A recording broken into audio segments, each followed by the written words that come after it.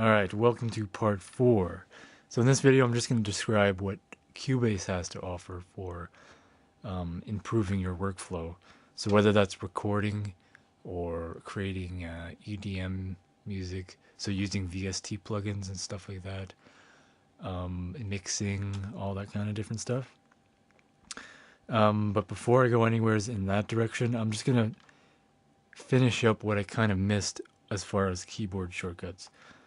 So there's a couple more that I'll name, and they're kind of important. So the F2 button, it brings up your transport window, and it takes it away. That's pretty important, and it's good to know. And then F3 brings up your mixer window. So right here. And I'm going to put that back over here. And I'm going to zoom in. Zoom out. And then F4 has your VST connections. So all of your inputs, all of your outputs, all of your groups and effects channels are labeled here. All of your external devices and studio and external instruments, all of that jargon is all in that window. And then you have F5, which is your media pool. So all of these stored library audio files within Cubase is in this media pool thing here. So like Groove Agent 1, Groove Agent, the new Groove Agent thing as well, the Hallian Sonic, anything that has all these wave files or audio files and stuff, as well as sort of MIDI data, stored MIDI data. It's all within this MIDI pool, so that's kind of useful. I kind of rarely use that, but because I use a lot of Native Instruments stuff, which has its own library and sorts its stuff within its own program. And the next couple functions is this VST Instrument Rack, which is F11. And that just brings you a list of all of these VST instruments. And you can add a rack instrument by going like so, and you just add it in. And you can also, what is this? Add instrument track. This is how you add instrument tracks, is this button. Yeah, there we go. Rack instruments.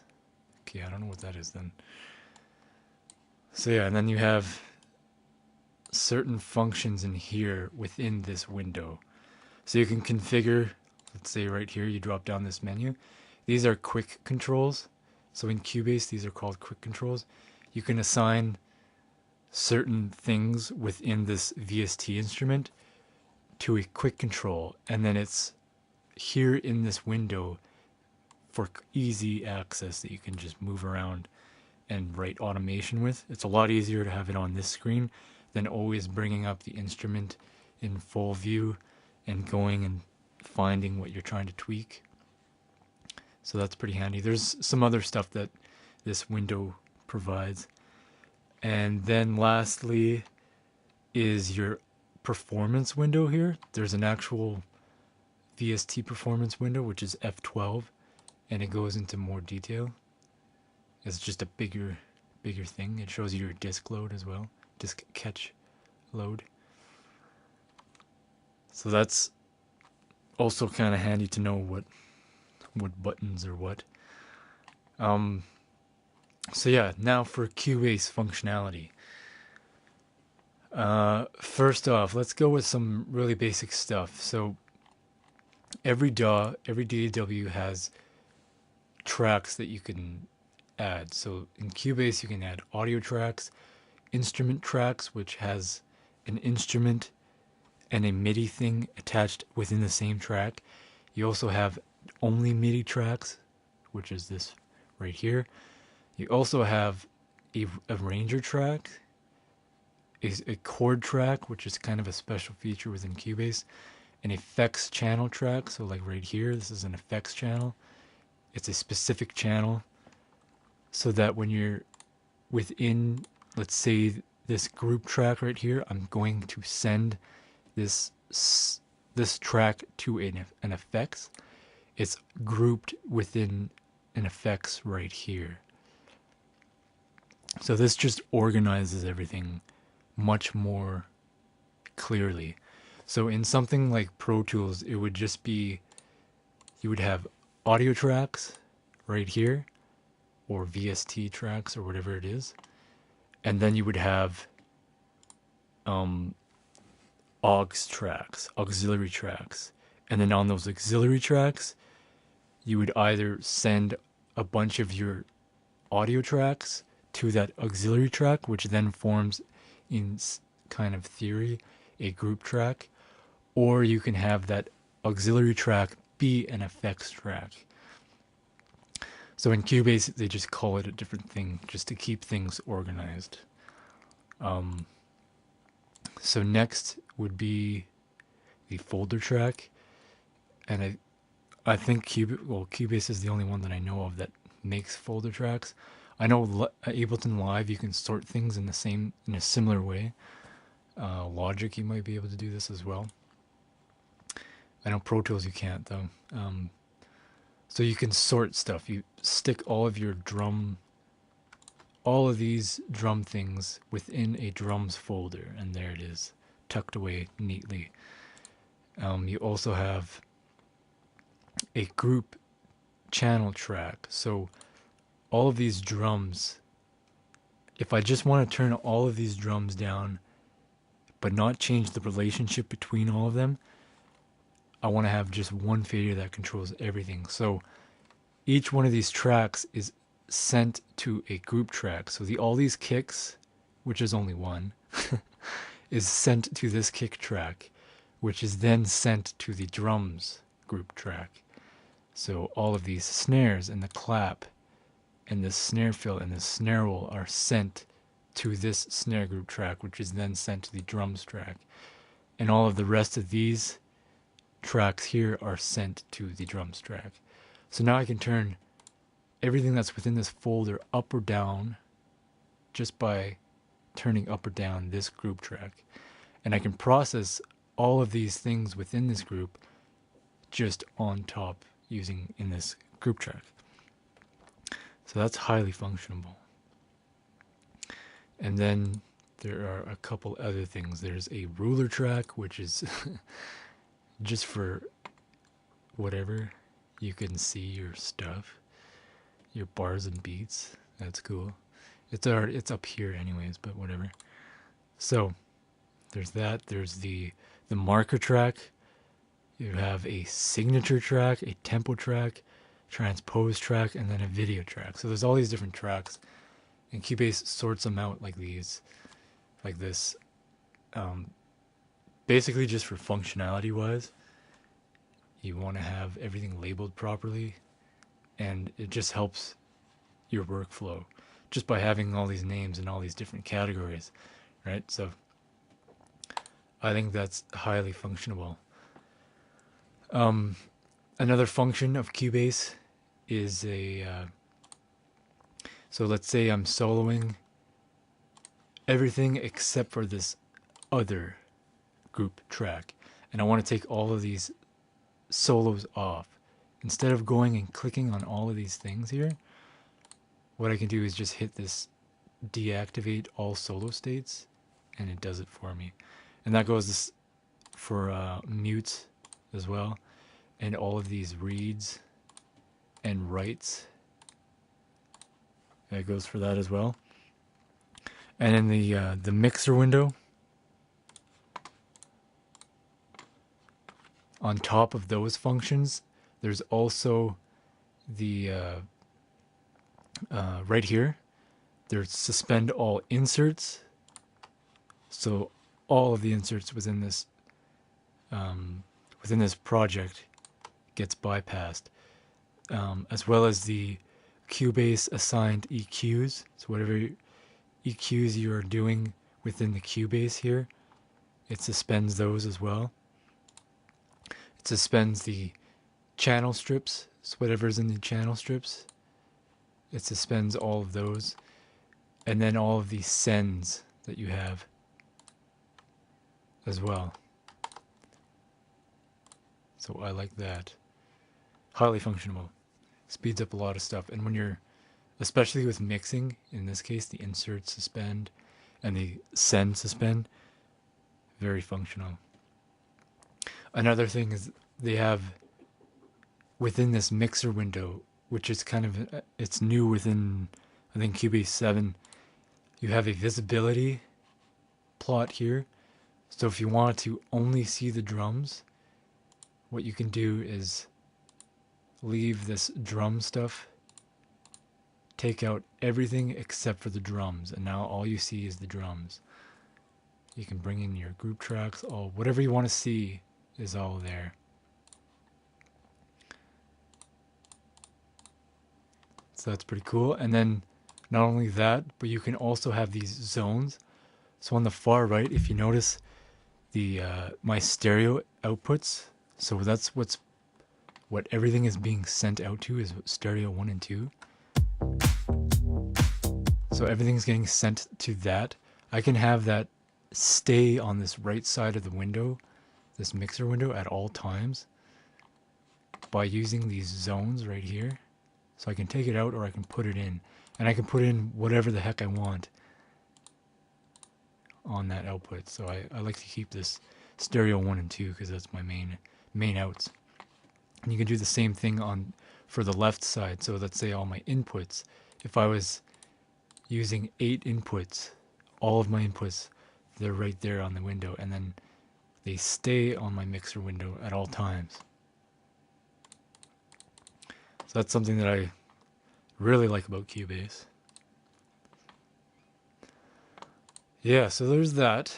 There's some very basic but highly functional stuff. So like this right-click mouse where you can switch between all your tools. That is really handy, and I use that all the time.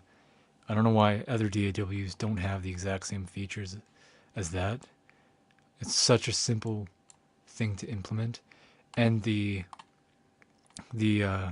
scroll button, when you hold down the scroll button, you can move around.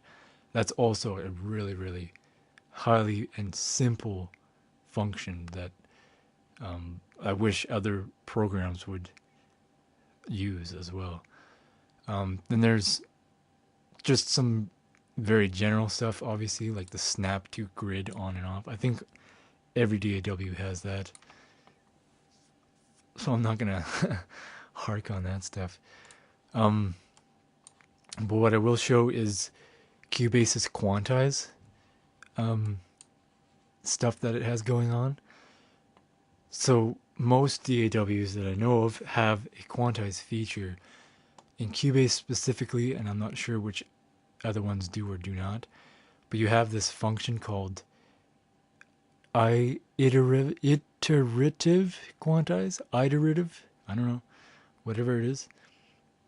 But let's say you're using your pad drums, you're in record mode, you just recorded a drum beat, and you want to quantize it to the grid, but not perfectly to the grid. You just want to kind of perfect it slightly. You want to quantize it, but not completely quantize it. So that's what this function does. Is you can set a percentage of how much it'll move to the grid. So 100% will be 100% quantized, and 50% will move all your hits and whatever 50% towards perfect quantization. So that's something that I use a lot as well, and I really like that function. And then another function that I use a lot is this group editing button right here. So let's say I have a bunch of recorded drums, and it's all the same take, but there's a bunch of different mics. So if I'm going to edit this, I'm going to chop up all these drum hits and then move them around and, do some editing. I don't want to have to go into each individual track, select each individual track, cut it, move it, make sure nothing's not selected and not being moved and edited in the same way. So in Cubase, you just hit this edit group editing button, and now every time you click on something, it automatically does what you're doing to the one to all of whatever is selected here. So it's not a perfect thing. Like, as you can see right here, the tracks in this folder are not completely in sync. Group editing can fail. So that's because these things aren't the exact length. But when they are the exact length, so like all of these clap tracks, these are all the same length, and it recognizes that and it groups those together. So whatever I'm doing to this one clap track, it's going to do to all of these other snare tracks. So yeah, that's something that Cubase does, and I'm not sure if other DAWs do. Highly functional, and it helps with your editing process. Yeah, what else is there? Not a heck of a lot to talk about. There's these visibility and inspector windows. So when you're in your actual tracks, there's all this information.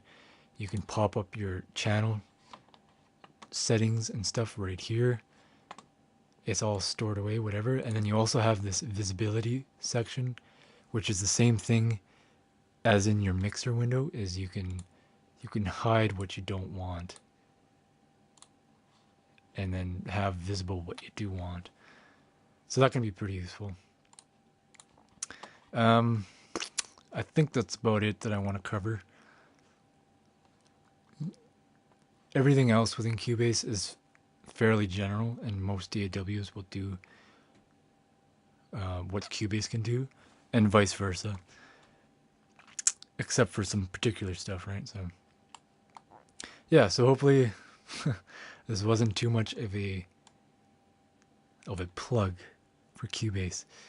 I mostly just wanted to describe why I'm still using Cubase, because I initially started on Cubase only switching from Adobe Audition, and I really liked that improvement because Cubase is quite a bit better than Audition. And then I've come to know Ableton Live quite well and Pro Tools quite well, but I'm still finding myself using Cubase to this day, and I keep upgrading to the new Cubase because of new features and such. So, in a nutshell, I really like Cubase. It is a good one. And I also like other DAWs. I use them for different purposes. So, yeah, hopefully this helped for your functionality, for improving your workflow and such. So, this is the end of the part 4, the end of the whole series. So thank you very much. Hopefully this helped, and keep searching, keep learning, keep making sweet tunes, keep doing your thing, and rock on.